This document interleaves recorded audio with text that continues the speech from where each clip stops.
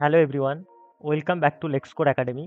আজকের ভিডিওটা আমরা একটু অন্যরকম করতে যাচ্ছি, যে হচ্ছে গিয়ে আমাদের মধ্যে মেজরিটি স্টুডেন্টস কিন্তু আমরা ফার্স্ট জেনারেশন লয়ার হতে যাচ্ছি বা ফার্স্ট জেনারেশন অ্যাডভোকেট হতে যাচ্ছি।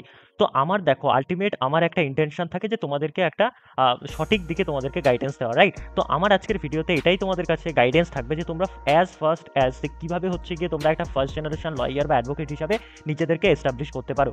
এটা লিগাল যে ফার্টার্নিটি বা লিগাল যে ফিল্ড আছে, এখানেও তোমাদেরকে কিন্তু একটা কম্পিটিশন ফেস করতে হবে। তো সেই ক্ষেত্রে তোমরা কতটা কম্পিটিশন ফেস করার মাধ্যমে নিজেদেরকে ওভারকাম করে একটা ফার্স্ট অ্যাজ তোমরা হচ্ছে গিয়ে নিজেকে এস্টাবলিশ করতে পারো, এটা নিয়ে আজকের ভিডিওটা। আশা করছি তোমাদের প্রত্যেকের, যারা ফার্স্ট জেনারেশন লয়ার রয়েছে বা ফার্স্ট জেনারেশন অ্যাডভোকেট হতে যাচ্ছ, প্রত্যেকের ভিডিওটা কাজে লাগবে। চলো, hello everyone, welcome back to Lexcore academy once again. তো আজকের ভিডিওটা স্পেশালি তো আমি বললাম যে যাদের ফ্যামিলিতে, যাদের বাবা কিংবা মা, স্পেশালি আমি বাবা মার কথা বলছি, তারা অ্যাডভোকেট নন বা অ্যাডভোকেসিতে তাদের কোনো রকম হচ্ছে গিয়ে প্রফেশনে তারা যুক্ত নন, তারা অন্য কোনো প্রফেশন থেকে রয়েছেন। তো সেই ক্ষেত্রে সেই সমস্ত স্টুডেন্টরা কীভাবে নিজেদেরকে হচ্ছে এস্টাবলিশ করবে। তো সবার ফার্স্টে হচ্ছে গিয়ে এটা কখনো তুমি ভাববে না যে হচ্ছে তোমার ফ্যামিলি মেম্বার্সদের মধ্যে তোমার বাবা, কাকা, জ্যাঠা, দাদা, দিদি কেউ অ্যাডভোকেসিতে নেই। মানে এটা খুব আমি ফ্র্যাঙ্কলি কথাবার্তা বলবো এবং আমি একদম রিয়েলিটিটা তোমাদের কাছে তুলে ধরার চেষ্টা করব, যাতে তোমাদের অনেকটা নিজেদের সাথে তোমরা রিলেট করতে পারো এবং সেই অনুযায়ী তোমরা নিজেদের জন্য কাজ করতে পারো, রাইট? তো ফার্স্ট জেনারেশন লয়ার হিসাবে, এবং ভিডিওটা একটু বড় হতে পারে, তো শেষ অবধি দেখবে কিন্তু।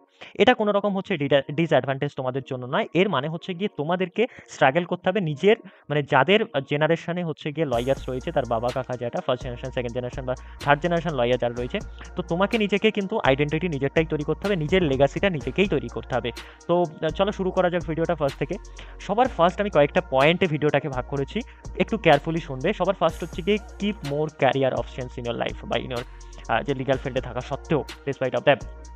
এইবার দেখো, সবার ফার্স্ট হচ্ছে গিয়ে তুমি যদি এরকম কখনো একটা গতানুগতিক আমাদের একটা চিন্তা ভাবনা থাকে যে আমরা শুধুমাত্র হচ্ছে গিয়ে কোর্ট প্র্যাকটিস করবো, এর বাইরে আমরা কিছু করবো না, অ্যাডভোকেসিটাই করবো। না, অ্যাডভোকেসি বা যে করতে হবে এর কোনো বাধা ধরা নিয়ম নেই। লয়ার হিসাবে তুমি বিভিন্ন জায়গায় কাজ করতে পারো, তাছাড়া হচ্ছে গিয়ে তোমার ল ডিগ্রি থাকলে বিভিন্ন জায়গায়।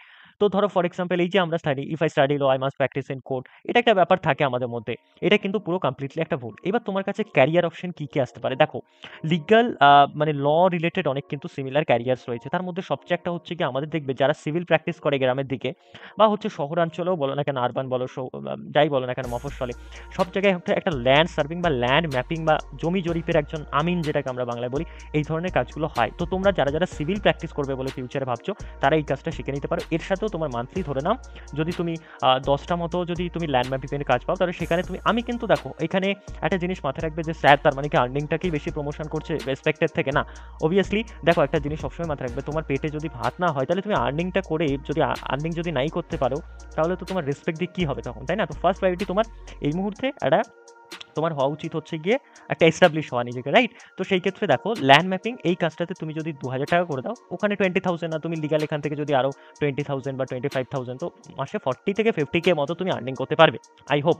এটা হয়ে গেল। এটা একটা, তুমি এর প্র্যাকটিসের সাথে সাথে যারা প্র্যাকটিস করবে তারা এটা করতে পারো। সেকেন্ড হচ্ছে গিয়ে তুমি জ্যাক, যে হচ্ছে গিয়ে জজ অ্যাডভোকেট জেনারেল, এই এক্সাম দিতে পারো। এগুলো হচ্ছে গিয়ে যারা কম্পিটিটিভ, এগুলো দিলে কিন্তু তুমি প্র্যাকটিস করতে পারবে না। অ্যাসিস্ট্যান্ট পাবলিক প্রসিকিউটর, যে গভর্নমেন্টের অ্যাডভোকেট হয়, জুডিশিয়ারিতে বসতে পারো। তাছাড়া কি হতে পারে, তুমি লিগাল অফিসার হতে পারো, সেটা কর্পোরেট হোক, পিএসইউ হোক, ক্ল্যাট পিজির মাধ্যমে ডিফারেন্ট জায়গায়। সেকেন্ড হচ্ছে গিয়ে আমরা যেটা দেখবো যে along with law prefer for government job. এই যে এখন তাহলে ভাববে যে হচ্ছে দাদা বা স্যার এটা কি বলছে, যে আমাকে বলছে যে হচ্ছে আমি ল পড়ছি, তার সাথে সাথে গভর্নমেন্ট জবেরও আমি সার্ভিস প্রিপারেশন করি না। একটা জিনিস দেখো, একটা জিনিস, এখনকার যে কম্পিটিশনের বাজার, আমি বলছি না তোমরা কেউ খারাপ লয়ার হবে বা তোমরা ল পড়ে আর্নিং করতে, অবভিয়াসলি সবাই পারবে প্রত্যেকে। কিন্তু একটা জিনিস সবসময়, যাদের একটু ফিনান্সিয়াল স্ট্যাটাস ঠিকঠাক নয় বা ফিনান্সিয়ালি তারা অতটা স্ট্রং নয়, তাদের ক্ষেত্রে আমি এটা এটা হচ্ছে কি, এই যে তোমার অপিনিয়নটা আমার থাকবে, এটা তাদের প্রতি। তুমি যদি একটা গভর্নমেন্ট জব পাও, এই যে 5 ইয়ার্স বা 3 ইয়ার্সের যারা পড়ছি, তাহলে কি হতে পারে, যদি তোমার ফিনান্সিয়াল স্ট্যাবিলিটি না থাকে, তাহলে তুমি এই গভর্নমেন্ট জবটা তোমার একটা ফিনান্সিয়াল স্ট্যাবিলিটি নিয়ে আসতে পারবে। দেখো আমি তাদের কীরকম ব্যাকআপ প্ল্যান বলছি।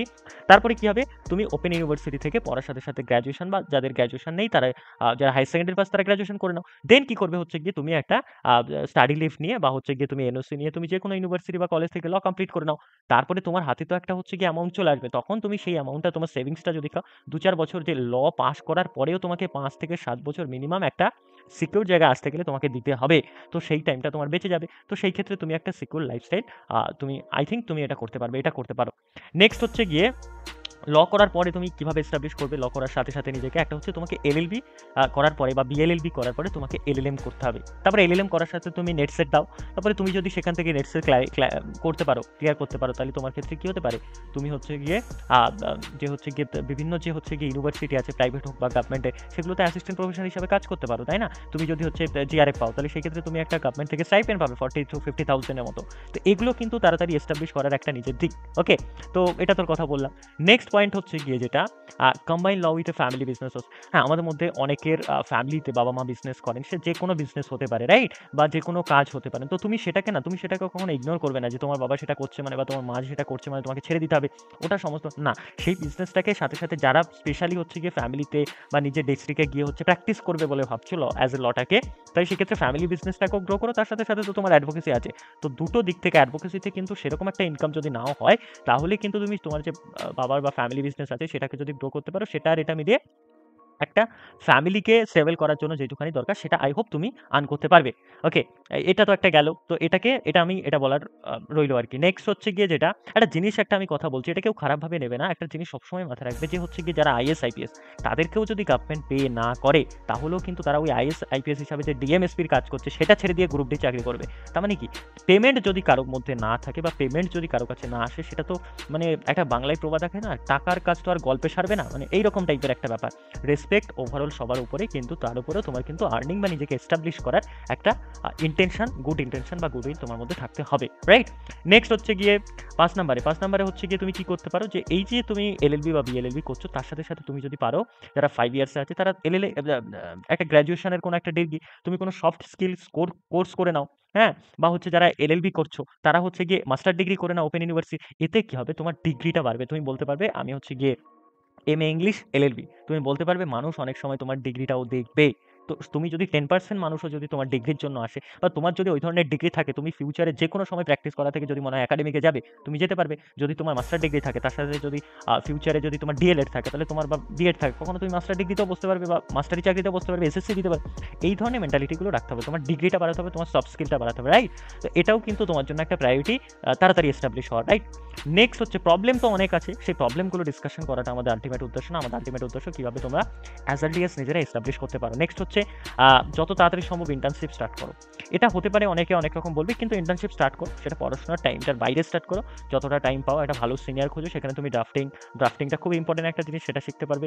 হ্যাঁ, তোমার কন্ট্যাক্টসটা বাড়বে, রাইট? তোমার হচ্ছে গিয়ে তোমার আর্গুমেন্টস বা কোর্ট প্রসিডিংসগুলোর ব্যাপারে তোমার অনেক নলেজ আসবে, রাইট? তো সেই ক্ষেত্রে তুমি এবং সিনিয়র যে তোমার অ্যাডভোকেট থাকবেন, তিনি কীভাবে হচ্ছে ক্লায়েন্টকে ম্যানেজ করছেন, এই জিনিসগুলো তুমি শিখতে পারবে। তো এটার একটা ব্যবস্থা তুমি দেখো। বাকি তো তোমার আমি আছি, ঠিক আছে, যে সমস্ত কিছুর জন্যই।